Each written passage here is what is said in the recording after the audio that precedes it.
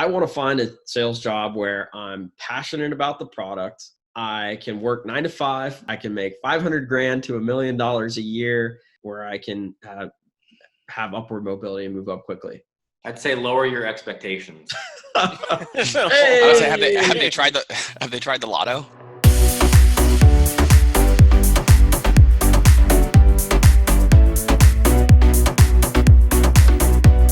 Welcome back to the Cold Call Show, episode number 2. We share the truth about sales. Doesn't matter if you've been doing it for 10 years, you just got started, or you've had one hell of a week like Christian has. We talked about why sales the first episode, and we thought it'd be a great transition to actually talk about, when you figure that out, what are we actually selling? Before we get into it, why don't we run through our buzzword of the week? The buzzword for the week, guys, is... Expectations. Oof. Considering, how many times I've heard that from my sales director. Hey, what's the expectations? What's your expectation for this probability of this deal to close? You know what my expectations are? I don't think anybody's ever been in a situation in a sales role where you've not heard the word expectations at least once or twice a day. So in honor of buzzword of the week being expectations, anytime anybody says expectations, those of us who are drinking today have to take a drink. I'm drinking a High Noon, vodka, soda. Anybody else drinking anything? Pre-workout. I'm jonesing for that sponsorship here. Yingling. Tea. I mean, I would jump in, but I'm still hurt from yesterday, so it's going to be tea today. Tea today. This is a light little 5% deal. Josh looking for that Lipton sponsorship. I appreciate the buzzword of this week too, expectations, because I feel that's almost, you have that conversation in relationships too, dating, sales. When you hear that expectation question, it's almost kind of like a trap. It means you're not meeting them. That's what that word means. Whatever the expectations are, you're not there. Like what do you expect? No one ever goes and says, you know what, man, you are exceeding expectations. No one ever says that. It's, man, you know what my expectations are? I'm heavily implying that you're not meeting them. That's what that word means. Yeah, it's normally the girl asks you, what are your expectations of this? And you're like, God damn, what did I do? What were you expecting? The reaction from a salesperson when they hear, hey, let's schedule a one-on-one to talk about my expectations for you next quarter, is the same reaction that when your significant other goes, we need to talk. Yeah, my reaction is I'm looking for a job for next quarter. That's my reaction. My reaction is just shit. Yeah, I see that text, and you're like, oh God, clear the meetings, close my door.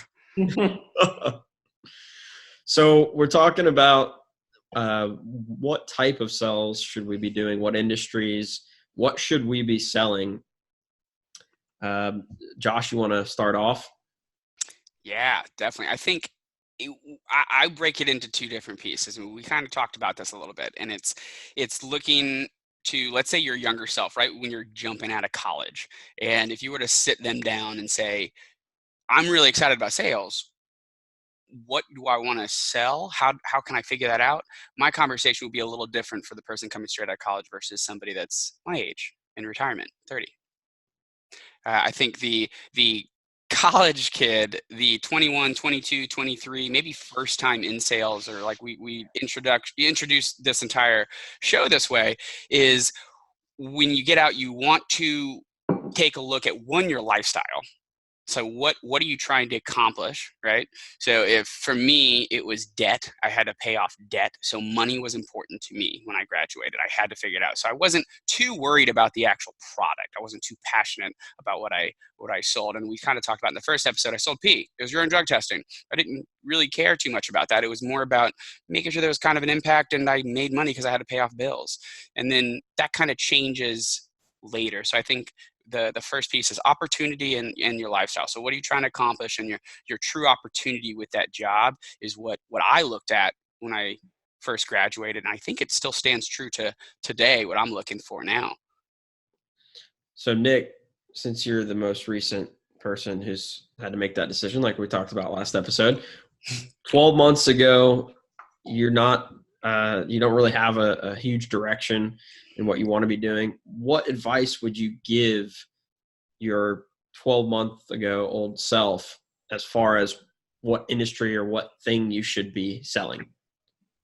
I think when you're coming out of college, one, like what the lifestyle you want is. Do you want to go where you can sell 9 to 5 and then you go home, do stuff with your friends, family? Or do you want to work 10, 12 hours a day because you want to grind in a startup? But then to Josh's point too, is like, especially if you're just coming out of college, is you're not going to know what you love to sell. So I'm now a year and a half removed from college, and I've sold like energy, field sales, consumer packaged goods, and skincare. Now I do inside sales for healthcare. So I've gotten to, I would say, really figure out the lifestyle you want to live, and then kind of test out a couple things. Just because you start a sales job at 21 or 22 doesn't mean that you can't ever change industries. That's a good point. Actually, I really like the that you can change. I think some people too. Christian talked about this in episode number 1, was the black hole. Sales is a black hole. And I think people also think that when they get into sales or whatever career it is, you're now going to be selling that for the rest of your life. But sales skills are transferable. It's amazing. You have to go learn a new industry and you might have to get kicked down, but you can change. Yeah. Sales is actually the number 1 sought after job on like LinkedIn and Indeed. The sales is the most openings. People always need salespeople. God, I didn't know. He's always got those great statistics. He's always got these great statistics, man. Every time, it's amazing. I was going to say, I didn't know we were bringing research to this. Jeez. I think really like the analytics when you come to a conversation, so you got to be prepared. It's almost like Nick got prepared for this. Almost. So I think for me, when you look at like what to sell, and once again, this is colored by my experience, but a lot of times you're coming out of college and you want to go work for a startup. It's a sexy thing. There's a lot of upside. There's all this, we've talked about upside. But the thing that you don't realize is one, a lot of people get sucked into the startup world because people are selling them the dream, right? And when you go work at a startup in particular, and this is different for bigger companies, established companies that know what they're doing, but when you go into sales at a startup, since they're creating a new product, you have to be kind of a product person, and you have to understand what it is they're selling, if there's a market for it and all that, because at the end of the day, that is going to directly determine, your earnings potential. So if you don't understand that, maybe you don't understand the industry too well, and you don't understand how this product is going to, be able to be sold into the market, maybe a startup isn't the way to go, and a more established company with a more stable business model might be the move for you. But that's always something to keep in mind as well, is product is a big part of what how your sales career goes. Sure. So when I think about that, somebody mid-career looking to change, or even somebody who's coming out, first job, first 1 or 2 jobs, maybe first sales job, still relatively junior. How does somebody do that research? How does somebody do that? That put thought behind, okay, what is the right company for me? What is the right industry for me? And there's a couple different ways. One, there's a ton of online tools for that. Glassdoor.com is great for looking at company reviews that you may have heard of. It can give you an idea of the different salaries for the titles that are being offered. Obviously, LinkedIn.com is extremely powerful for the same things and allowing you to apply. But I think the best way to do this is by meeting people and networking and just talking with people about what they're doing, what they like about what they're doing, what their industry is all about.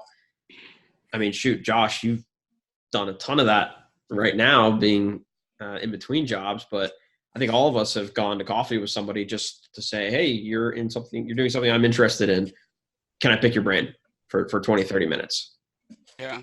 And I don't even think if you are in between jobs or you're transitioning, it's still something you can do during the week. Like you grab coffee before you go into your job. And I think one piece that kind of stands out there too was know what industry is exciting. I think what's really important, whether you're the guy or girl right out of college or you are 32 years old, is that don't close your mind off to things that you think you might not be stoked about. Again, talking to some people that graduated straight out of the UCF, the professional selling program, we had Tom James, the suit company. And there were some people like, I would never want to do that. And now they're some of the most successful reps for that company.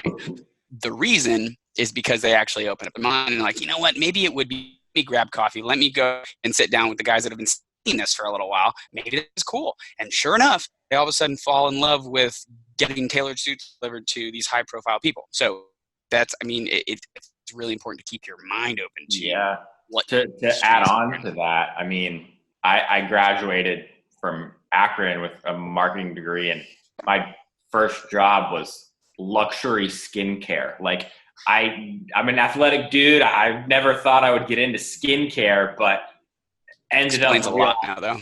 Yeah, ended up realizing in that I actually love the consumer side of things, and more so inside sales, inside B2B to other vendors, rather than my job before that was field sales, walking door to door to businesses for energy. So when you're looking at that type of stuff, there's a lot of different industries, right? There's a ton of different industries out there. And it kind of goes back to what we were talking about with our first episode. Nick, you didn't like the field sales. No. You know, some people love it. Some people really enjoy getting out there and maybe not going door to door, but traveling, selling services or products and providing a solution. And, you know, some of those people end up being field sales reps. I mean, for wine distributor, liquor, wine, spirits distributor, you're going out into the field, you're going door to door, in essence, bar to bar, restaurant to restaurant, developing your client base and selling a product, booze, right? It's maybe an upgraded version of what you did, going door to door, selling energy stuff, but it's not crazy amount of difference there. Contrast that with maybe if you're a little bit more analytical and say, hey, you know, what we were talking about last episode, they kind of vibe with that in terms of being an analytical salesperson and going and doing consulting or pre-sales. You know, those types of jobs, you're traveling quite a bit. You're more often than not somebody who's on a plane 4 days a week. So I love that life. Yeah. So going back to lifestyle, it's important to understand what different sales jobs entail, and job descriptions tell a good amount of the picture. You can read between the lines on some things as far as, is this a travel job? Is this a inside sales work from home job? And then the earning potential piece as well, Josh, to your point. So what lifestyle do you want to live? What's the earning potential? Those two things are super important. For me, it was, I want to develop roots in a city. It's Tampa, right? So I need a job where I can live in Tampa full time, be able to get around and do sell services to businesses to help gain my level of knowledge and clout in the industry, in the market here, and then also earning potential. And I compared that, and I constantly compare that with my competitors. So that's another piece, is even if you're not just looking for a job right now, if you're in a job, you should constantly be comparing what you're selling and what you're doing to your competitors. To see what are they selling, how are they selling it, what's their earning potential. I talk to other people in recruiting all the time about, hey, what's your commission structure like? Hey, how do you guys do bonus? It's like, I want to make sure ours is top of market. Yeah, and I think one of the things that you touched on there too, especially in the travel and lifestyles, when you're looking at a product and, you know, what should you sell, the sales cycle based on the product is a big piece of that. Like, I hated the outside piece because it was like a walk-in and one walk-in close, whereas now I'm traveling to big cities because I'm giving a 3-hour presentation because the sales cycle's 6 months plus. So I think that's another big thing to look at as do you need that instant gratification getting into sales, or are you okay with putting in all of that work for the greater delayed gratification? That's a good point. Sales cycle of one day, where a customer's literally pulling out their credit card in front of you is a lot different than a month or 3 months. Yeah. And then you may not see that commission for a month after that. So the trick question here, we say, what do you actually want to sell? But really you got to take a look a little deeper, and it's what do you want to sell is going to actually in turn be determined by what kind of lifestyle you want. And then Brock, you call it developing roots in Tampa. You're talking about earning potential, but I feel all of that's also opportunity. So like opportunity has like kind of an umbrella over a lot of other things. Is an opportunity for maybe Nick wants to get promoted. Maybe Nick wants to be leadership. That's opportunity. How much vertical mobility do you have at that company?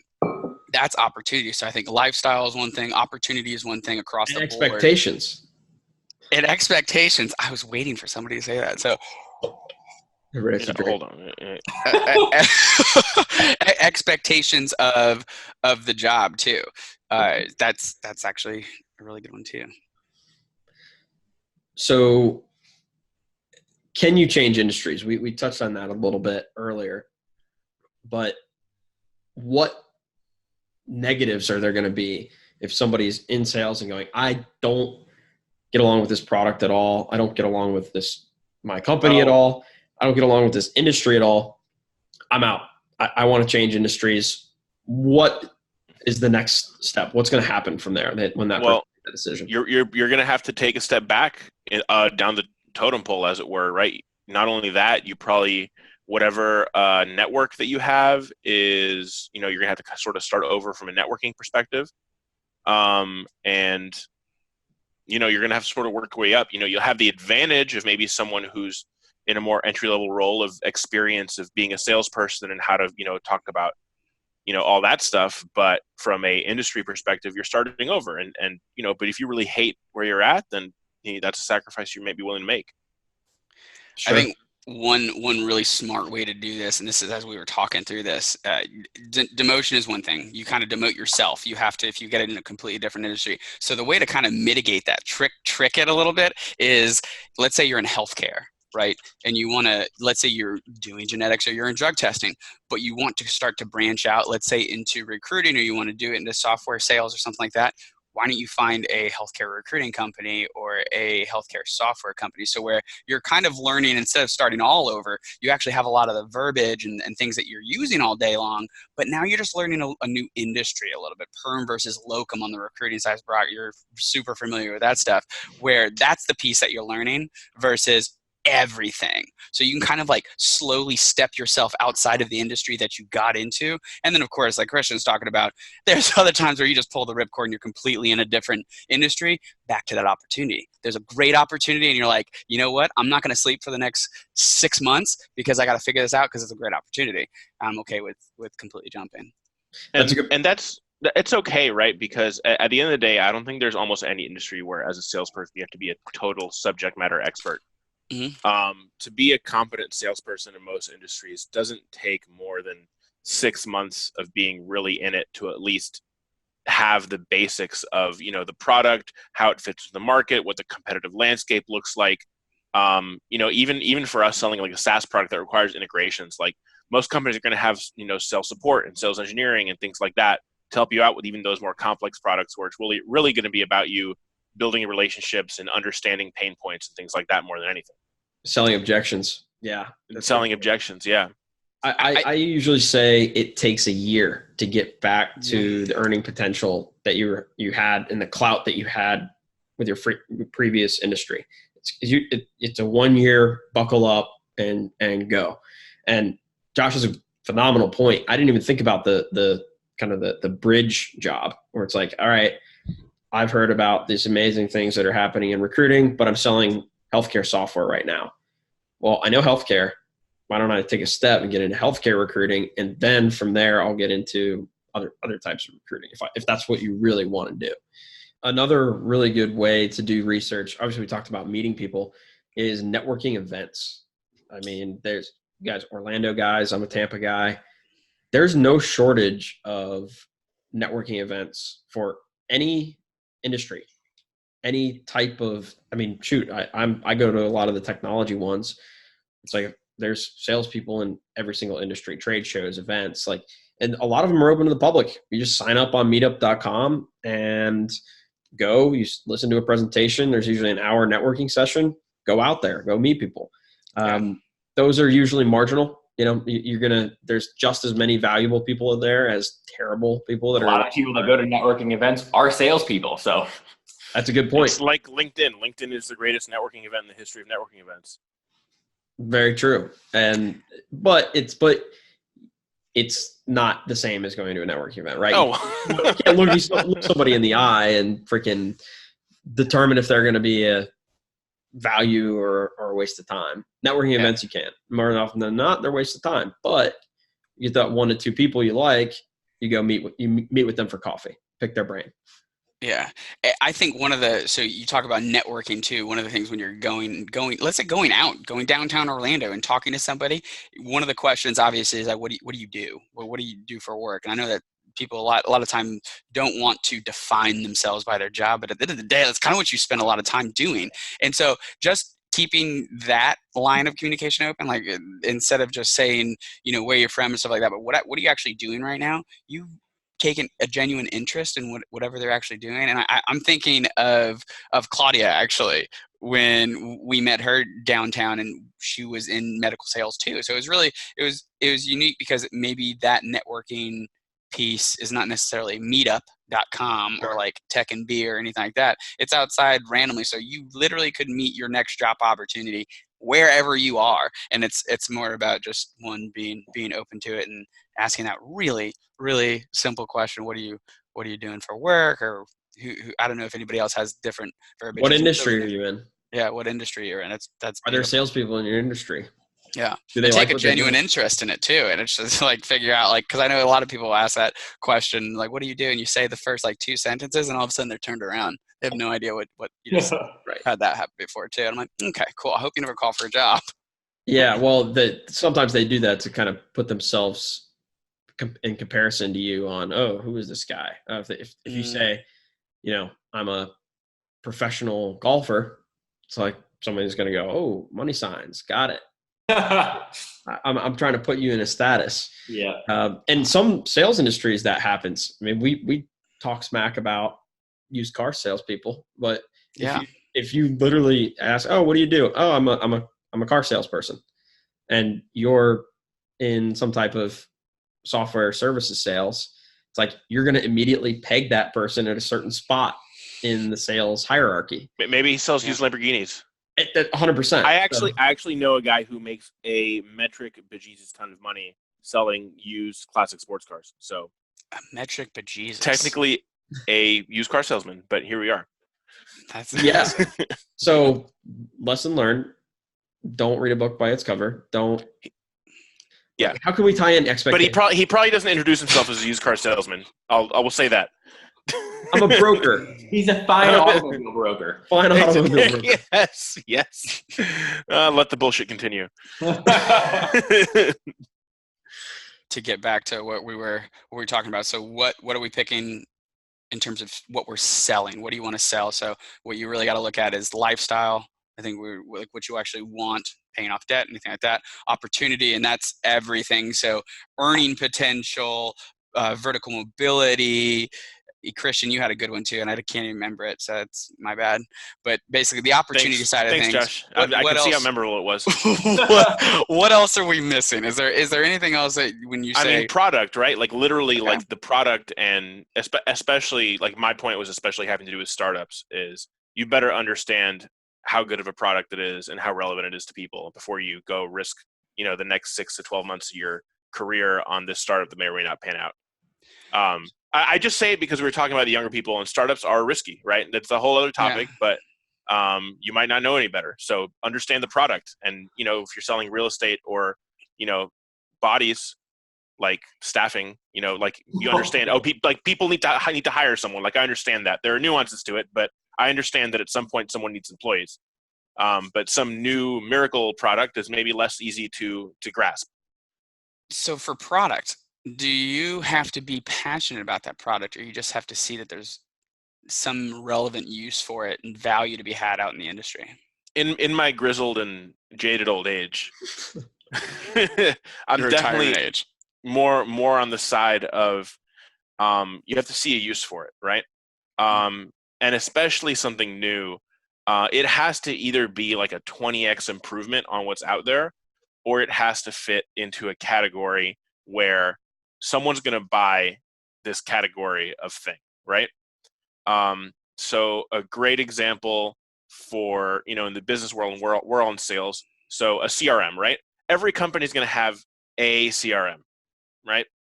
It might be crappier, it might be better, but at the end of the day, they're going to buy one, and they're going to have a cycle of it where they're going to buy it. They're going to go through a process where they have it for a few years, and they're going to switch because they end up hating it to a new system. They end up hating it again in 5 years. Like but they're always going to buy one, right? Then that's one where you can see it and you're like, okay, like it exists. Like there's a market for this, right? It's just a matter of, are we better or not? And I understand that product. Or there's the other side of the product. And this happens a lot in technology where like the improvement is just so vast that you talk to people about it, and when they understand it, because a lot of times new products, people don't always understand the product, but when they do, they're like, why do I not have that? I need it now, right? And your job as a salesperson is more to educate people and help them understand like how this is benefiting them. And an example that I've used is like 10 years ago when like products like EchoSign came out, where it's like, oh, I don't have to fax this back and forth. I can just email it and they can sign it back. Right. Yeah, why would I not want that? Like that's way more efficient. So if the product that you're looking at doesn't fit into one of those two categories, then it's probably going to be a pretty hard slog. And that goes for, staffing, that goes for real estate, that goes for software, that goes for urine testing. Products tend to fall into one of those two categories. And if they don't, then it's not just your job at the sales company, it's the viability of the whole company that's in jeopardy, which, you're the tip of the spear as a sales team. So you're going to feel the pain first before anyone else does. So is there any advice out there? I'm hearing what you're saying, Christian. Is there any advice out there about, that you would give to somebody if they say, hey guys, I hear what you're talking about. I want to find a sales job where I'm passionate about the product. I understand it. I can work 9 to 5, Monday through Friday. I can make $500,000 to $1 million a year. And it's extremely an extremely rewarding job where I can have upward mobility and move up quickly. I'd say lower your expectations. Hey! Have they tried the lotto? Get real. I mean, that's what we're all chasing here, guys, right? Yeah, I think they would have to. So if somebody said those things to me, I think I would sit down and be like, all right, you just graduated, you've never had a job. And I know it's kind of hating on the 21-year-olds, but I was probably saying the same thing too. So like, if you're saying that you're passionate, my question is like, well, what do you mean by passionate? What are you passionate about? Like, do you like playing on your computer? Okay. Have you thought about looking into how you can make a job out of that? Because at the end of the day, like there's a bad part to having your passion be your career too, because you hear people talk about it all the time that actually own their own business. All of a sudden they don't love what they do anymore. So like that's why I like define what that means by passion. And 9 to 5, is there any sales job that is truly 9 to 5? No. Retail. And then retail sales. Like you clock in, you clock out, which is not really a sales job. It's a customer service. You're not commissioned, so you still have, so like that's a great example too. And then $500,000 to $1 million. I mean, that ties to the opportunity. So it's more like you can kind of piece together that response. But I think my response to them would be, all right, let's go through that A, B, C. Like I got so many pens now. A, B, C, D. And let's actually get some clarification on that. Like, what do you mean by passion? What are you excited about? All right, what do you actually want to turn into a job and actually make you money? Is $500,000 realistic in the industry that you're getting into? That kind of thing. Thanks for watching, everybody. So to wrap it up, what product should you sell? Really, to evaluate that, you're talking about the lifestyle you want, the opportunity, and the actual product itself.